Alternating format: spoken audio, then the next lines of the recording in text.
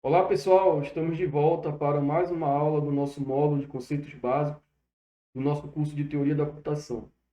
Na aula de hoje, vamos falar sobre linguagens.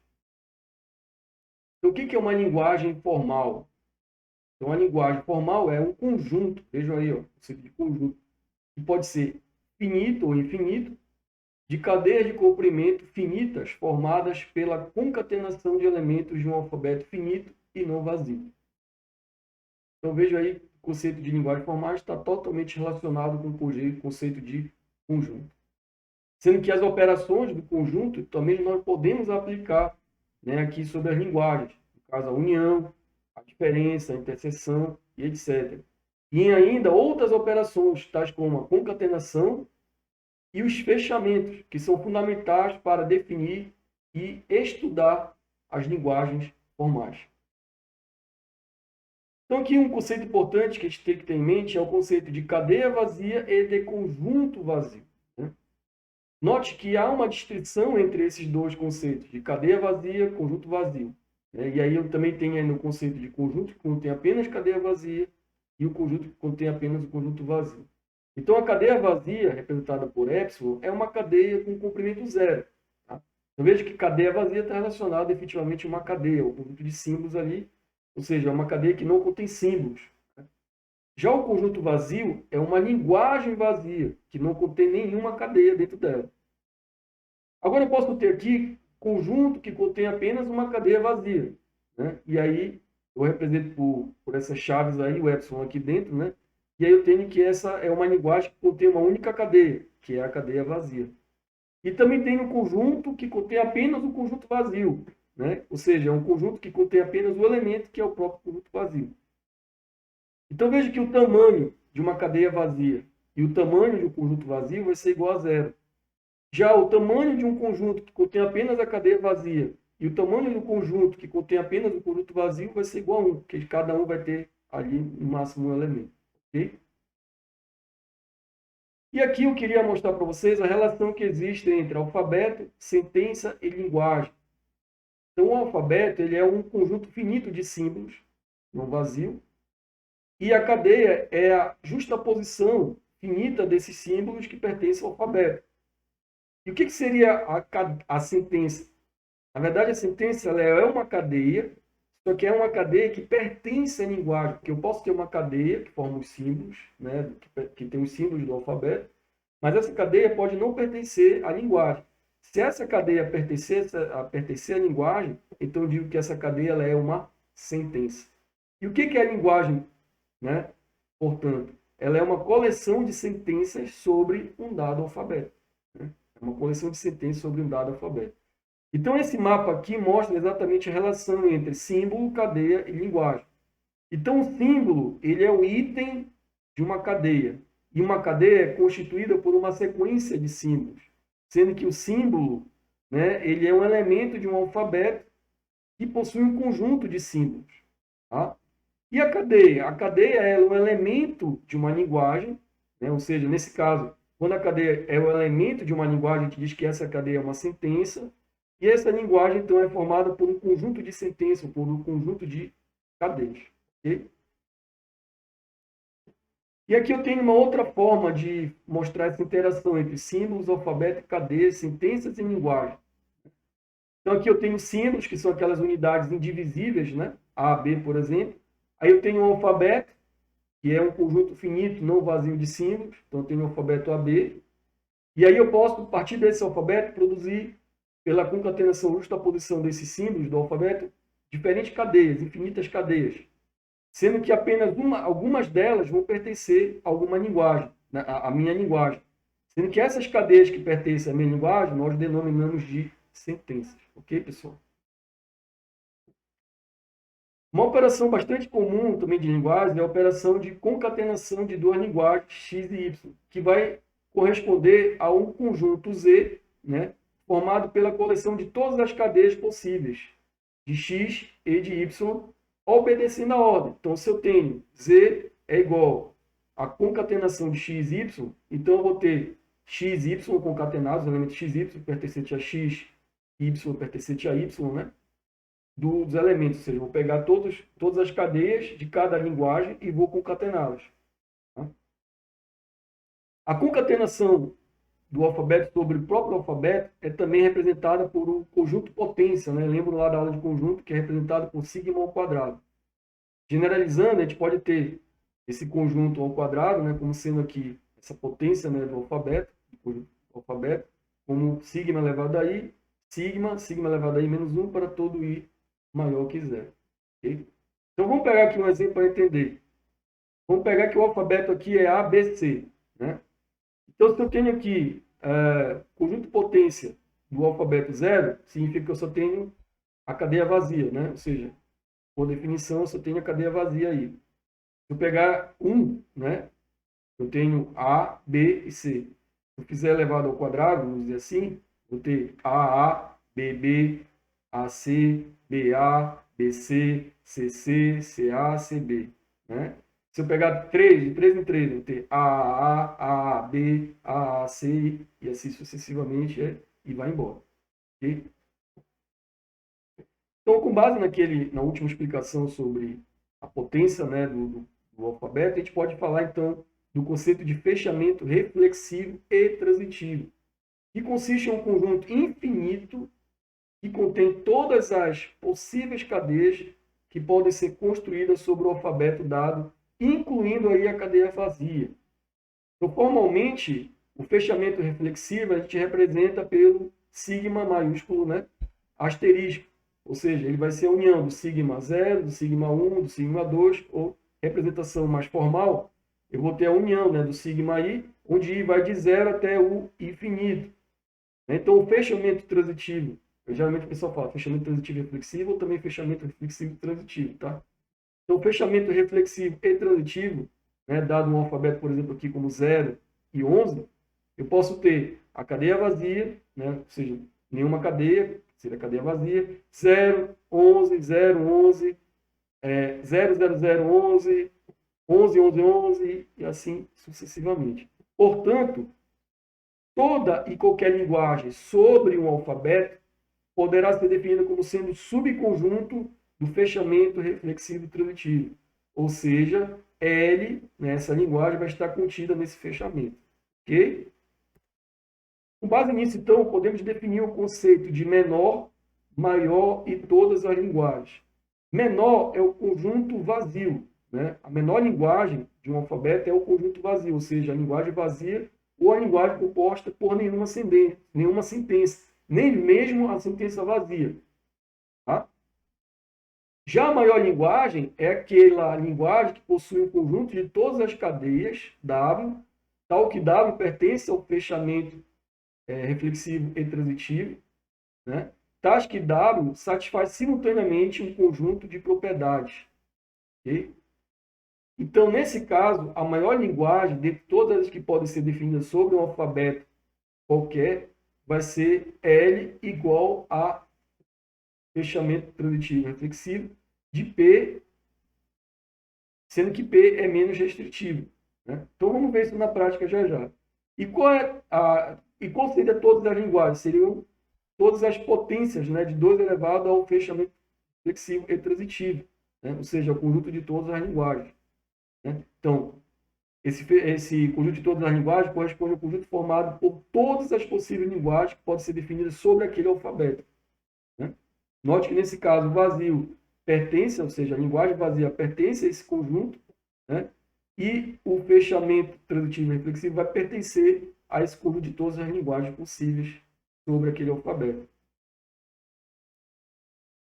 Vamos ilustrar aqui, para ficar mais claro, o conceito de menor e maior linguagem. Então, vamos pegar aqui um alfabeto ABC, e P, como propriedade, seria o conjunto formado pela única propriedade, ou seja, todas as cadeias devem ser iniciadas com símbolo A.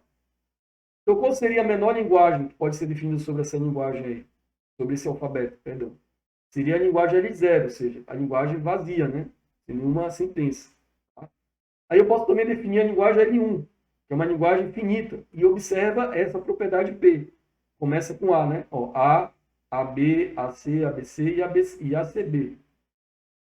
Agora eu posso pensar numa linguagem maior que L1, né? Que seria a linguagem L2. são todas as cadeias que começam com A, né?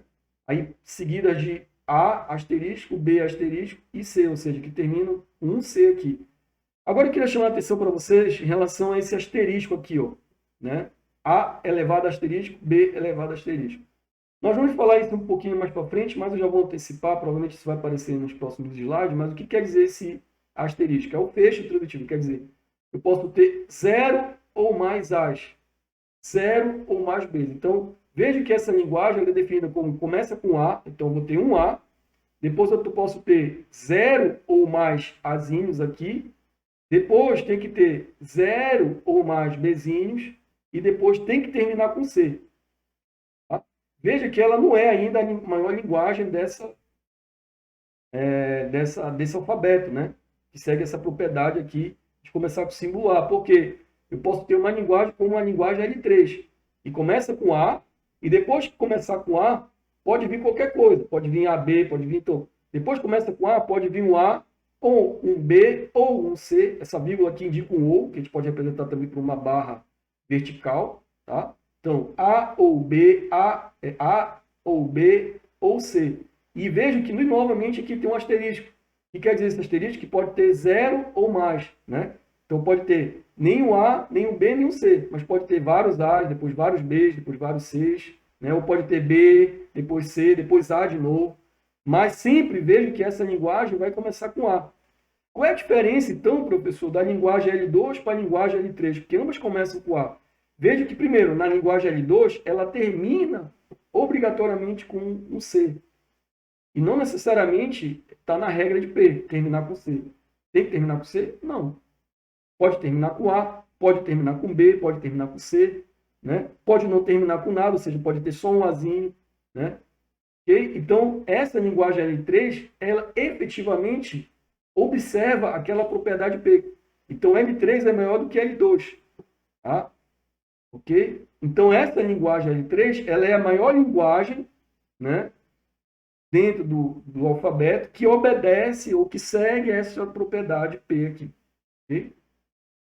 Agora, observem aqui que L0, L1, L2 e L3, todas essas linguagens estão contidas no conjunto do fechamento reflexivo e transitivo.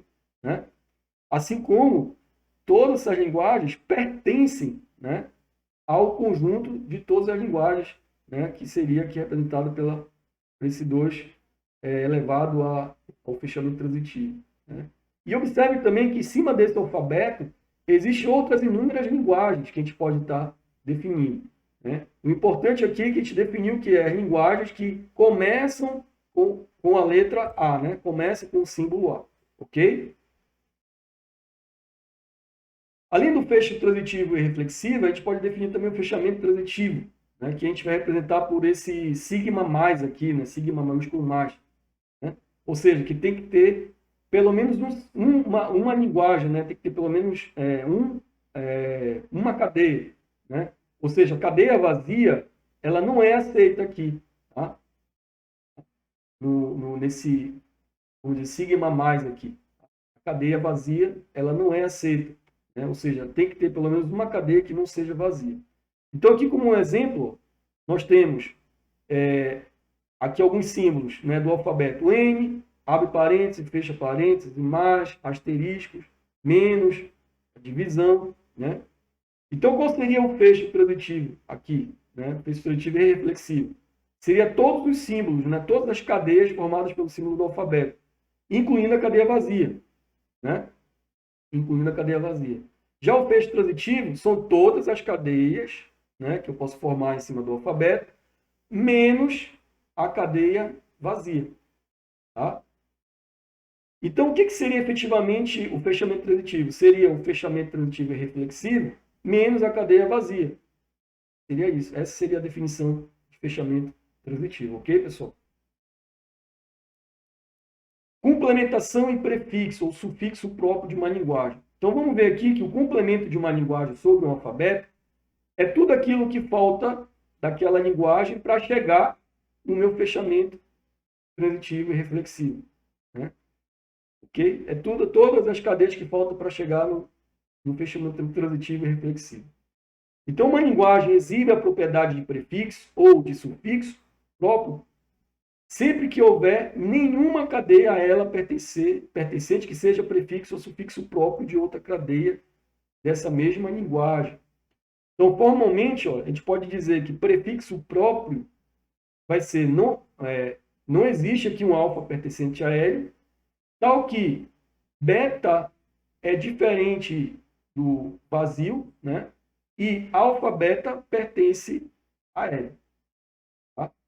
Já o sufixo próprio é que não existe um alfa pertencente a L, tal que beta é diferente de L, e beta alfa, veja que alfa vem depois de beta, pertence a L. Então, veja aqui um exemplo para ficar mais claro. Eu tenho essa linguagem L1, né? Veja que essa linguagem L1 aqui, ela é definida como sendo AI, BI.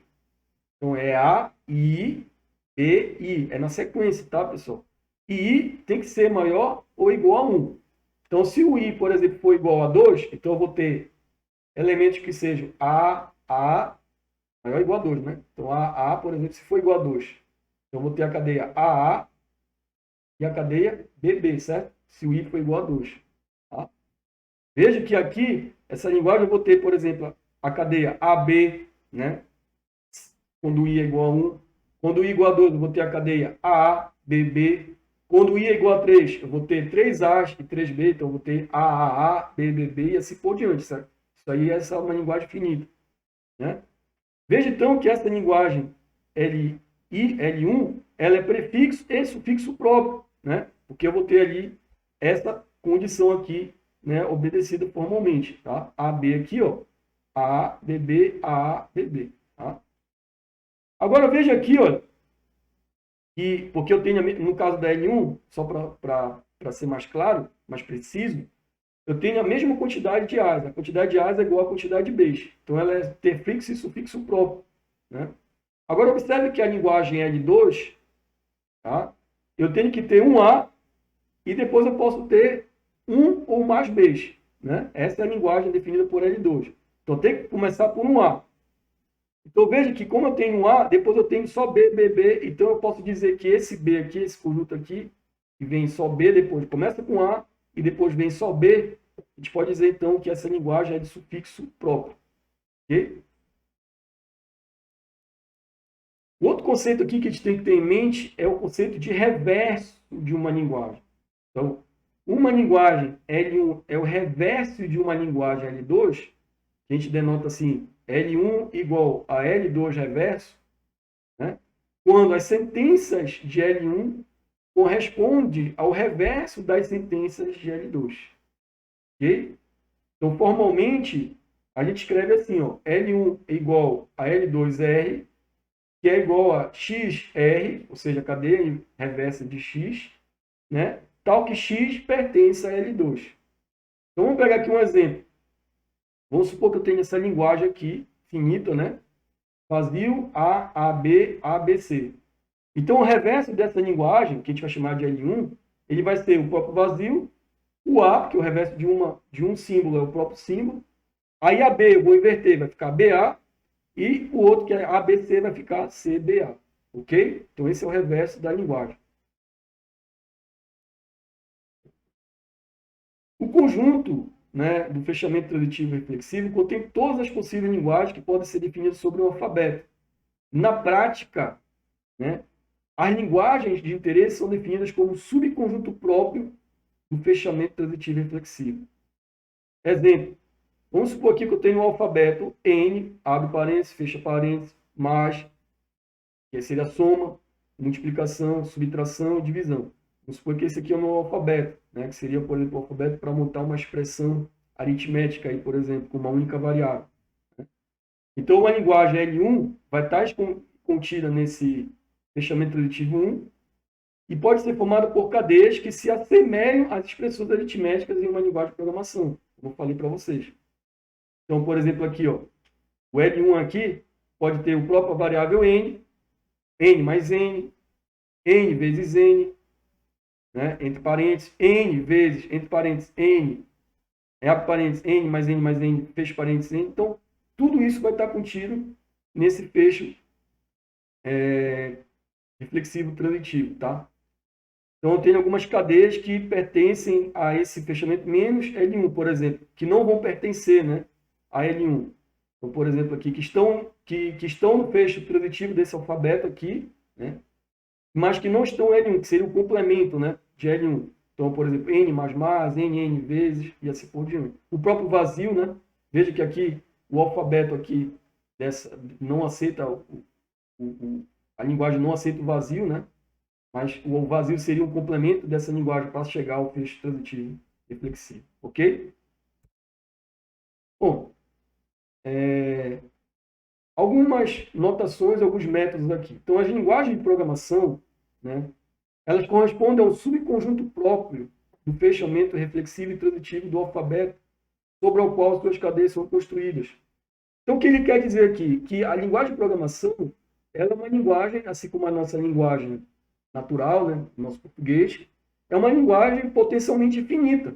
Né? Eu posso combinar diferentes sentenças. Eu tenho um alfabeto, no caso, o nosso alfabeto seria as letras, né, de A até Z, por exemplo, né? E eu poderia fazer, então, um conjunto de fechamento infinitos aí, né? Ou seja, combinação infinita de sentenças, né, para essa linguagem, né, para a linguagem de programação, no caso aqui específico. Então, para a gente tornar uma linguagem potencialmente infinita, nós precisamos, então, representar essa linguagem a partir de formalizações matemáticas. Ou seja, para representar essa linguagem, né, que é potencialmente infinita, de uma forma finita, okay? Eu vou, então, realizar essas formalizações matemáticas. Né? Para quê? Para também verificar quais as cadeias que efetivamente vão pertencer àquela linguagem. E aí, pessoal, nós temos algumas estratégias, né? Seria métodos, né, que permitem especificar linguagens finitas ou infinitas através de representações finitas. Então, qual seriam essas estratégias, esses métodos, né? Nós temos 3 métodos aí básicos, que seriam as gramáticas, os reconhecedores e as enumerações, né? Então, as gramáticas, elas vão ser dispositivos de geração de cadeias.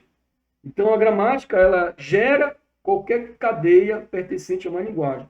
Então, a gramática, ela é um método, né, ou um dispositivo que é capaz de quê? De gerar, né, as sentenças de uma linguagem, ou seja, ela vai pegar uma linguagem que é potencialmente infinita e representar de forma finita. Então, ela é um mecanismo gerador. E aí, cadeias que não pertencem a essa linguagem, elas não devem ser geradas pela gramática. As gramáticas, elas tanto se aplicam em linguagens finitas quanto as infinitas. Na verdade, as infinitas são representadas pelas gramáticas. As linguagens finitas também, né? Mas a gente vai ver que para linguagens finitas, a gente pode fazer enumerações. Simplesmente, a enumeração, ela é um dispositivo que vai identificar todas as cadeias da linguagem. Então, toda e qualquer cadeia pertencente à linguagem deve constar nessa relação. Cadeias que não pertencem à linguagem não faz parte da relação. Eu vou aplicar, como falei anteriormente, as enumerações apenas para especificar as linguagens finitas. Okay? Já os reconhecedores, eles são dispositivos de aceitação de cadeias. Na verdade, o reconhecedores, que a gente vai falar depois, o nome para eles, a gente vai dar um nome, que são os autômatos, né? Esses reconhecedores, eles são mecanismos de verificação. Eles vão verificar se aquela sentença pertence ou não à linguagem. Observe que a gramática, ela gera uma sentença que pertence à linguagem. Já o reconhecedor, ele vai verificar, ou ele vai analisar se aquela cadeia pertence ou não à linguagem. Tá? Então, ele vai aceitar qualquer cadeia que pertence à linguagem e rejeitar todas as cadeias que não pertencem à linguagem. E também, assim como as gramáticas, os reconhecedores, eles aplicam-se em linguagens finitas e infinitas. Ok, pessoal? E aí, então, eu tenho uma equivalência, ou seja, podem existir equivalências entre gramáticas e reconhecedores, né? Então, gramática e reconhecedores oferecem uma concisão na representação de linguagem de cardinalidade elevada. Ou seja, eles são métodos ou técnicas que representam linguagens potencialmente infinitas numa representação finita. Ok? Então, a gramática ela vai ser equivalente a um reconhecedor se as duas das seguintes condições forem simultaneamente verificadas. Primeiro, toda cadeia gerada pela gramática é também aceita pelo reconhecedor. E toda cadeia aceita pelo reconhecedor é também gerada pela gramática. Certo? Então, veja aqui um exemplo, né, de uma gramática que eu vou representar por G e um reconhecedor que eu vou representar por M, que definem duas linguagens. Então, a gramática, ela define a linguagem L1, tal que essa linguagem vai possuir a cadeia pertencente ao alfabeto AB, né, ou seja, o AB asterisco aqui quer dizer o alfabeto, né, o fecho transitivo reflexivo desse alfabeto, tal que o primeiro, olha aqui a propriedade, o primeiro símbolo de alfa é um Azinho. Tá? É um A. E a máquina, né, o reconhecedor aqui, né, a máquina de reconhecimento, o reconhecedor, vai definir uma linguagem, tal que essa linguagem possui cadeias beta, beta pertencente ao mesmo alfabeto AB, tal que o primeiro símbolo de beta, o primeiro símbolo da cadeia é alfa, e o último símbolo é B. Aliás, o primeiro símbolo é A e o último símbolo é B. Tá? Então, portanto, L1 aqui vai ser o quê? A, Azinho, Azinho, AB, Azinho, Azinho. Então, veja que todas as cadeias dessa linguagem L1 começam com A. E vejam que L2, todas as cadeias começam com A e terminam com B. Tá? Portanto, o que a gente pode observar? Que a condição 2 ela é facilmente verificável, ou seja, todas as cadeias, né, voltando aqui ó, na condição 2, só para te lembrar, toda cadeia aceita pelo reconhecedor é também gerada pela gramática. Então, toda cadeia que eu reconheço aqui no meu reconhecedor, ela também é gerada aqui em L1, porque toda cadeia aqui que eu gerar, né, toda cadeia que reconhecer aqui, ela vai ter que começar com A. Mas nem toda cadeia gerada aqui, né, em L1, né, pela gramática definida, que define a linguagem L1, vai ser reconhecida aqui em L2. Né? Por exemplo, se eu pegar aqui o Azinho, Azinho, né, simples, o Azinho, Azinho, por exemplo, aqui. Então, o Azinho, Azinho, veja que ele pertence à linguagem L1, mas ele não pertence a L2, ou seja, L2 não reconhece Azinho, mas L1 gera Azinho, porque ele basta que o primeiro símbolo comece com A. Então, a cadeia, por exemplo, Azinho, Azinho, ou a cadeia, por exemplo, aqui, ABA, que ele colocou como exemplo aqui, então essa cadeia pertence a L1, porém ela não pertence a L2. Então, a gente não pode dizer que a gramática, né, que define a linguagem L1 é equivalente, né, ao reconhecedor que define a linguagem L2, porque são linguagens diferentes. Então, G e M não são equivalentes. Ok? Se fossem as duas condições, né, atendidas, as duas condições anteriores, essas duas propriedades aqui, fossem verificadas simultaneamente, então eu posso dizer que existe uma equivalência entre o reconhecedor e a gramática. Ok, pessoal? Então essa foi a nossa aula sobre linguagens. Espero que vocês tenham gostado. Um forte abraço a todos e até a nossa próxima aula.